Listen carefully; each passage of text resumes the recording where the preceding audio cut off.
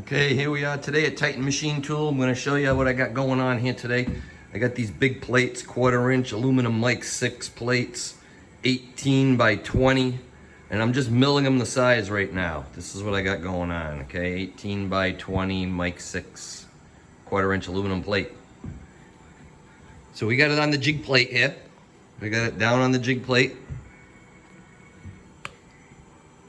My trusty Destacos. Makes it easy to quick clamp and not move, and then put some real clamps on to hold it in place. So what I got going on here is the same plate that you see in all my other videos here. We have a dowel here and we have a dowel down the other end that I put in, so I know that those guys are in line, straight edge right there. And I wanted to set this plate up so that I can mill the back edge and mill the front edge. I like to be able to do it all in one setup. However, this piece is a little too big. 18 inches is outside of the travel limits of my machine. So I cannot just do it. Usually I would just put a clamp here and a clamp here, mill one edge till it cleans, zero out, move the width of my tool, zero the DRO, dial out 18 inches, and then cut the other side. But I can't do that because I don't have 18 inches plus of travel in the Y. So this is what we're doing here.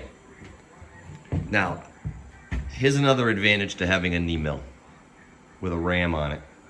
If I had a big CNC box bed mill with the tool change and all of that, that'd be great to have for some jobs. But you gotta have a real big boy to be able to do a part that size. Not that that part is very big, but when you buy a Haas machine or something like that, when you need 20 inches in the Y, that's a pretty good size machine, you know? So I don't have one of them here, so I can't do that. So what I'll do here is instead of cutting one edge and then flipping it over and indicating it in and cutting the other edge to make sure that the two sides are parallel, I'll set this piece up here. Now, if you're familiar with the milling machine, the Bridgeport style knee mill here, you got this ram. It's on a dovetail, and it's got a gear rack in it. So you can loosen up these clamps. This clamps it in place. Loosen them guys up, and then you use this, and you can move that ram in and out. And it moves the entire head in and out. So that's what we started. Picture the head being way back here, way back over here. Because I can't get there from here now. You see, if we travel, we run this thing out as far as it can go, we can't get back there where we need to be. So we loosen that up and we move the ram in.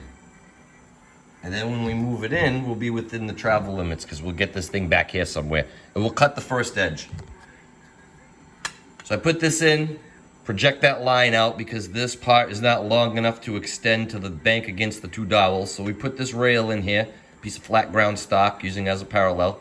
And I just stick another one in here just to space it out a little bit further so that this edge hangs off the front. Put that in there, put the plate down, bank it up against it, Destaco, Destaco. So now it's in place and I don't have to worry about it moving. There may have been a tapped hole already here. There may not have been. But either way, if there wasn't, I tapped one. There was not one here, so I tapped one over here. Clamp, clamp. Clamp, clamp. So I really don't need these now. They're just to initially hold the plate in place so that it don't move while I'm screwing around putting these things on. I take the rails out. And then I mill that edge. When the ram was in the back position. Mill that edge. So I know that edge is good, it's clean, milled. Now I move the ram out. Unclamp it, move the ram out, way out to here. And then I start roughing off this edge, because now I'm within the travel limits, being that I projected the head out much further.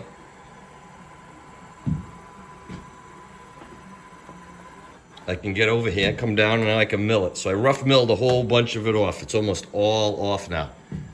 But I need to know where I'm at, right? Do I have a dial caliper that can measure 18 inches? I do not.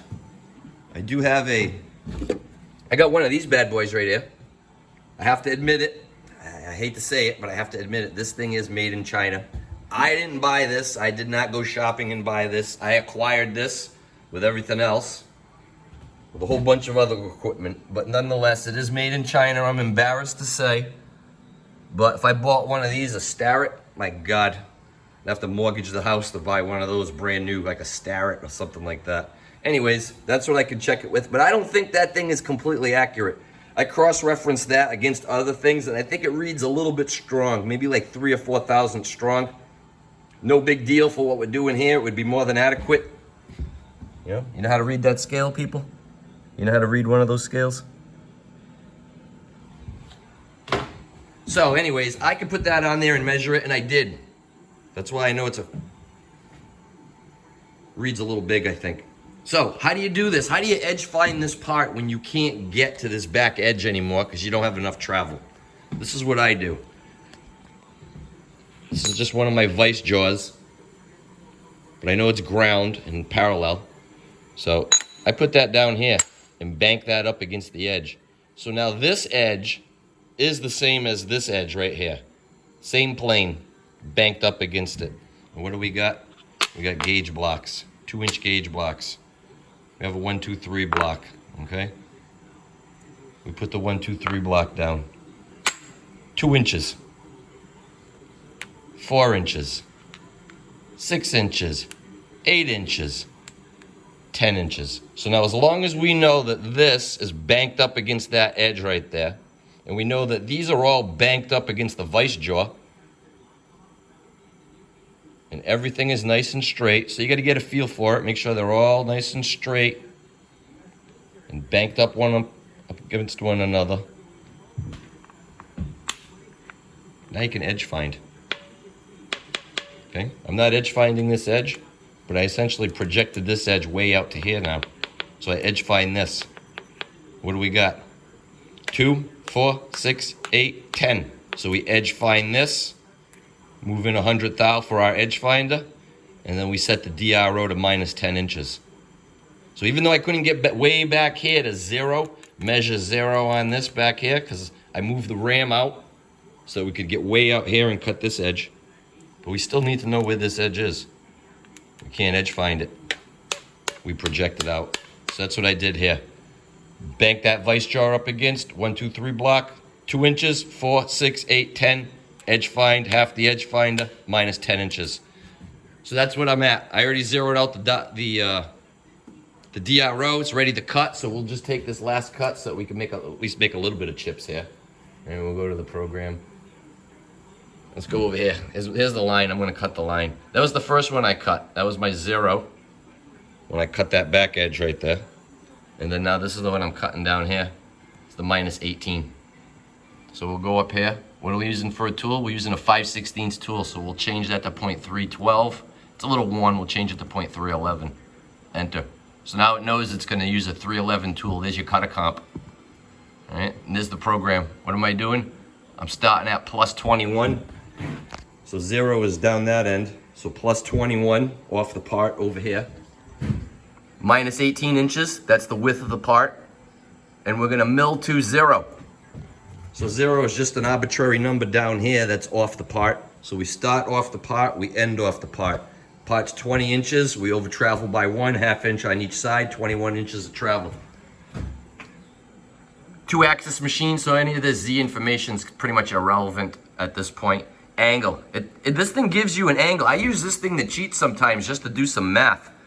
Instead of getting out the old trigonometrical functions in the triangle and the A side, B side, C squared, hypotenuse, blah, blah, blah. I can use this right here. So it's telling me that from that point to that point, the angle is 180 degrees. So it's just a straight line. But I can come in here and put in different information and it'll give me the angle, or I can do it backwards. You see how that's in blue?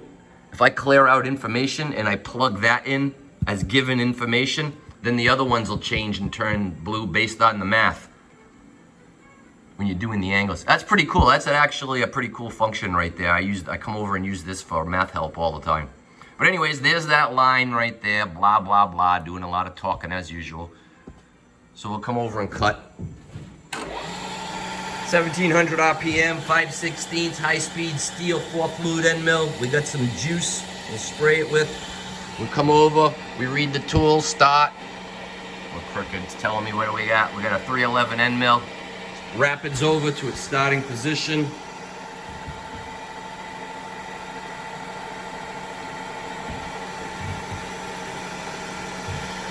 Bring the quill down, working with one hand, lock the quill, turn the spray on, go.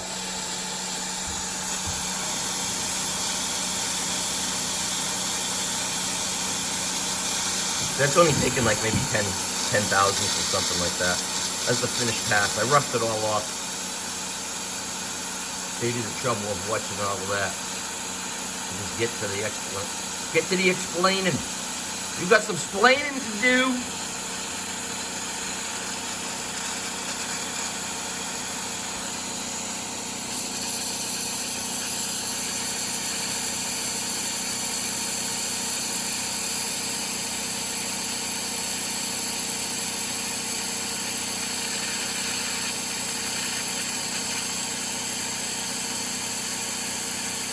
That's 15 inches a minute. Yeah, I think 1700 RPM is 15 inches a minute. It could go a lot faster than that. So that's what we're doing today. Pussyfooting.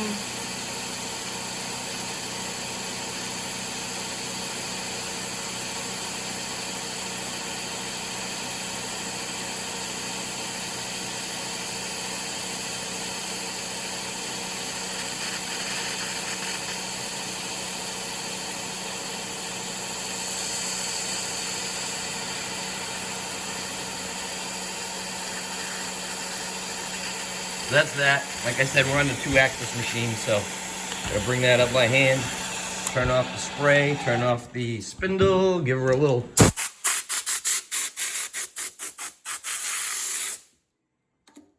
So that's that.